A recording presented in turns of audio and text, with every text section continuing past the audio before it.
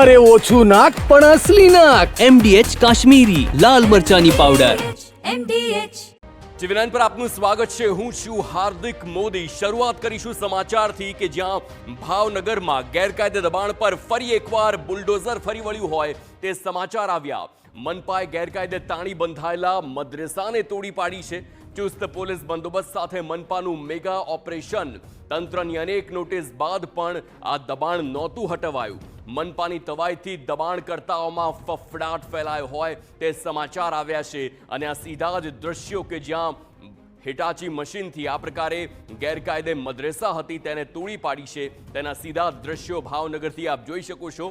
ખૂબ જ લાંબા સમયથી આ મદ્રેસા બાંધેલી હતી. ત્યાં મુસ્લિમ સમાજના વિદ્યાર્થીઓ આવતા હતા અને ત્યાં જે તેમના ધર્મનું જ્ઞાન આપવામાં આવતું હતું, પરંતુ ક્યાંક ને ક્યાંક આખી જે મદ્રેસા છે તે ગેરકાયદે હોવાનું સામે આવ્યું. અનેક વખત તંત્ર દ્વારા નોટિસ ફટકારવામાં આવી તેમ છતાં કોઈ કાર્યવાહી ન થતા ને આખરે હવે આ બુલડોઝર વાળી કરવામાં આવી છે. તેના દ્રશ્યો સીધા જોઈ શકો છો. રવિવારની આ સવાર અને સવાર પડતા જ પોલીસનો ચુસ્ત બંદોબસ્ત સાથે આ મદ્રેસા પર બુલડોઝર ફરી વળ્યું હોય તેવા દ્રશ્યો સીધા જ જોવા મળે છે અને આજના દિવસમાં જ આખી આ મદ્રેસા તે સાફ જમીન થઈ જશે તે વાત નક્કી છે જે પ્રકારે કાર્યવાહી થઈ રહી છે.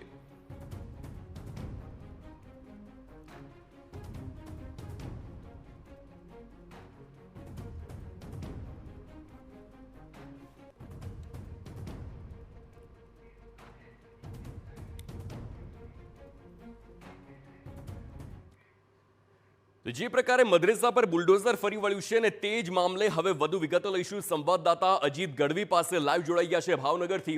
અજીત, રવિવારનો આ દિવસ છે કે જ્યાં કેટલાક આ દબાણકર્તાઓ માટે ભારે સાબિત થઈ રહ્યો છે. આપની પાછળ જે પ્રકારે આ ઉગ્ર કાર્યવાહી જોવા મળી રહી છે, આજના દિવસમાં આ મદ્રેસા સિવાય બીજા કયા કયા એ ગેરકાયદે દબાણો છે તેની પર આવી જ રીતે કાર્યવાહી કરવામાં આવશે? વધુ વિગતો.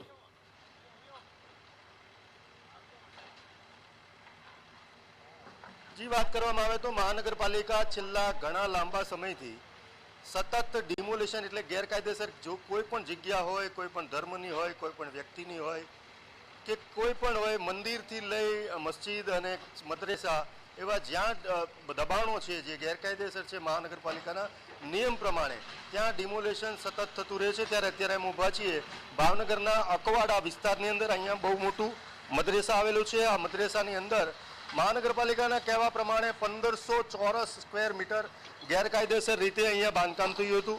છેલ્લા ઘણા લાંબા સમયથી આ પ્રક્રિયા ચાલતી હતી અને એમને નોટિસ પણ આપવામાં આવી હતી તેવું મહાનગરપાલિકા પાસેથી જાણવા મળ્યું છે. અને આખરે આ જે ગેરકાયદેસર બાંધકામ છે તે નહીં હટતા મહાનગરપાલિકાએ આજે વહેલી સવારથી અહીંયા સમગ્ર ટીમ સાથે, ડિમોલેશનની આખી ટીમ સાથે, મહાનગરપાલિકાના ઉચ્ચ અધિકારીઓ સાથે આપ જોઈ શકો છો બહુ મોટી મશીનરી સાથે અને સુરક્ષા બળ સાથે કે કોઈ પણ પ્રકારની ઘટના ન બને, કારણ કે બહુ મોટું ડિમોલેશન છે જેને લઈને ભાવનગરના એસપીથી સહિત ભાવનગર મહાનગરપાલિકાના કમિશનર છે મીના સાહેબ અને ભાવનગરના એસપી નીતેશ પાંડે પણ અહીંયા ઉપસ્થિત છે. બહુ મોટો ફાયર બ્રિગેડથી લઈને તમામ સ્ટાફ હાજર છે અને કોઈ પણ સંજોગોએ આ ડિમોલેશન આજને આજ પૂરું કરવા માટેની કામગીરી હાથ ધરવામાં આવી છે. વહેલી સવારથી અહીંયા આ મદ્રેસા કહેવામાં આવે છે ભાવનગરની અંદર. અહીંયા જે મુસ્લિમ સમાજના લઘુમતી કોમના જે વિદ્યાર્થીઓ હોય છે તેનો અભ્યાસ કરવા માટેનું અંદર બહુ મોટી એમની મદ્રેસા છે. પરંતુ હાલની અંદર જો જોવામાં આવે તો બહુ મોટા વિસ્તારની અંદર એમનું બાંધકામ છે, પણ જે બહારની સાઈડ જે બાંધકામ હતું તે ગેરકાયદેસર હોવાનું મહાનગરપાલિકા માની રહી છે અને જેને લઈને મહાનગરપાલિકાએ નોટિસ પણ આપી હતી, પરંતુ બાંધકામ નહીં હટતા આખરે મહાનગરપાલિકાએ ડિમોલેશનની કામગીરી હાથ ધરી છે. અને ભાવનગરની જો વાત કરવામાં આવે તો ભાવનગરની જે અત્યારની મહાનગરપાલિકાની બોડી છે તેણે છેલ્લા 1 વર્ષની અંદર જે રેકોર્ડ બ્રેક કહી શકાય ભાવનગર શહેરમાં એટલું મોટું ડિમોલેશન કર્યું છે. તે પછી મંદિર હોય તો પણ પાડી દેવામાં આવ્યું છે, ડિમોલેશન કરી દેવામાં આવ્યું છે. મસ્જિદ હોય તો પણ ડિમોલેશન કરવામાં આવ્યું છે. અને અત્યારે આપ જોઈ શકો છો કે મદ્રેસા કોઈ પણ ધર્મ, જ્ઞાતિ, જાતિ કે માથાભારે કોઈ પણ વ્યક્તિ હોય કોઈ પણ પ્રકારની શરમ રાખ્યા વગર કાયદેસર નિયમ પ્રમાણે સતત ભાવનગરમાં છેલ્લા 6 મહિનાથી ડિમોલેશન ચાલુ છે. તેના ભાગરૂપે અત્યારે જોઈ શકાય છે કે મદ્રેસામાં પણ ડિમોલેશન શરૂ છે. અહીંયા અધિકારીઓ અને તમામ ટીમો હાજર છે, ત્યારે મુસ્લિમ સમાજના આગેવાનો પણ હાજર છે. ત્યારે કોઈ પણ પ્રકારની અનિશ્ચિત ઘટના નથી બનવા પામેલ, કારણ કે પોલીસ સહિત ઉચ્ચ અધિકારીઓ અહીંયા હાજર છે. આપ જોઈ શકાય છે કે બહુ મોટી મશીનરી પણ અત્યારે અહીંયા જેસીબી પણ બહુ મોટી સંખ્યામાં લાવવામાં આવેલ છે, કારણ કે 1500 ચોરસ સ્ક્વેર મીટર એટલે બહુ મોટો વિસ્તાર એરિયા કહેવાય, તેને આખું ડિમોલિશન કરવાની કામગીરી હાથ ધરવામાં આવી છે. અહીંથી ઠેઠ પટ્ટા સુધી આખે રોડ ઉપરનું જે બાંધકામ હતું, આ રોડ બહુ પહોળો છે, તેની અંદર ગેરકાયદેસર રીતે બાંધકામ કરી લેવામાં આવ્યું હતું. તે બાંધકામ હટાવવા માટે કામગીરી ધરવામાં આવી છે અને એવું લાગી રહ્યું છે કે આજ સાંજ પહેલાં તમામ કામગીરી પૂરી કરવા માટેનું મહાનગરપાલિકાએ નક્કી કર્યું હોય તે રીતે હજી મશીનરી વધારે લાવવામાં આવી રહી છે અને કોઈ પણ સંજોગોએ આ તાત્કાલિક ધોરણે ડિમોલિશન થાય એના માટે સુરક્ષા બળથી લઈ તમામ પ્રકારની સગવડતા, સુવિધા અને તમામ પ્રકારના સ્ટાફ સાથે અહીંયા મહાનગરપાલિકા હાજર છે અને કોઈ પણ સંજોગોએ આ મદ્રેસાનું ગેરકાયદેસર કામ છે, બાંધકામ છે, તે સાંજ પહેલાં ધરાશાયી કરી દેવાનું નક્કી કર્યું છે. ડિમોલિશન કરવામાં આવશે અને ઉચ્ચ અધિકારીઓ હાજર છે. ત્યારે અન્ય આવનારા દિવસોની અંદર મહાનગરપાલિકાના ચોપડે જે ગેરકાયદેસર બાંધકામ છે તે કોઈનું છોડવામાં નહીં આવે તે વાત પણ પાક્કી છે. અજીત, આ જે આખી આ ઘટના છે, જે પ્રકારના દ્રશ્યો હાલ જોઈ શકાય છે કે ત્યાં એક કે બે નહીં પરંતુ લગભગ 4 થી 5 મશીનરી છે તે આખી મદ્રેસાને તોડી પાડવાની કામગીરીમાં જોડાયેલી છે.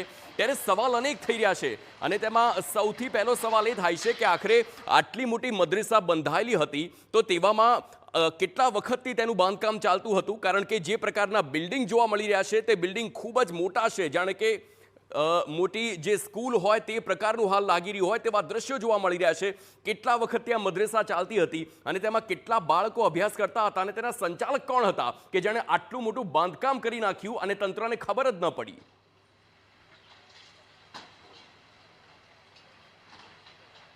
જી, વાત કરવામાં આવે તો અંદરની સાઈડ જો વાત કરીએ તો બહુ મોટી મદ્રેસા છે. આ બિલ્ડિંગ તો આગળનું જે મોઢિયું છે, પાછળની જો વાત કરવામાં આવે તો પાછળ બહુ મોટી એની શાળા જેને કહેવામાં આવે છે મદ્રેસા, જેમાં ભાવનગર શહેરના અનેક અસંખ્ય બાળકો, અન્ય જિલ્લામાંથી પણ બાળકોને રહેવાની અને અભ્યાસ કરવાની સુવિધા છે. એટલે આગળની સાઈડ જે છે તે ગેરકાયદેસર બાંધકામ કર્યું હતું.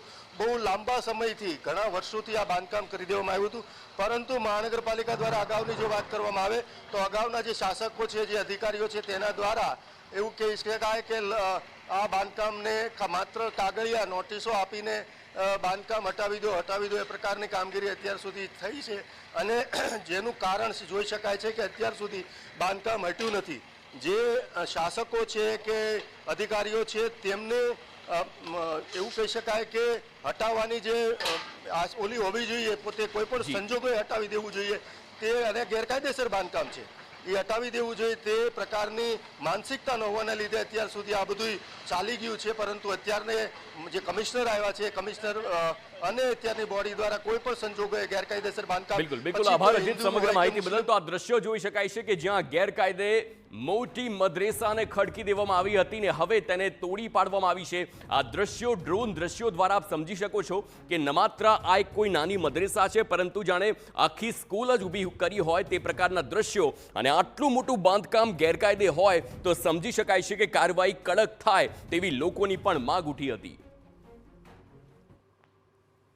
आज यहाँ पर भावनगर शहर में एक रोड के काम में रोड का जो काम करना था उसके हिसाब से जो है यहाँ पर एक मदरसा है, उसका एक ब्लॉक जो है जो इस काम में अड़चन रूप था उसको डिमोलिशन करने की जो लीगल प्रोसेस के बाद जो है डिमोलिशन आज किया जा रहा है और यहाँ की जो म्यूनिसिपल कॉरपोरेशन है वो ये डिमोलिशन कर रही है.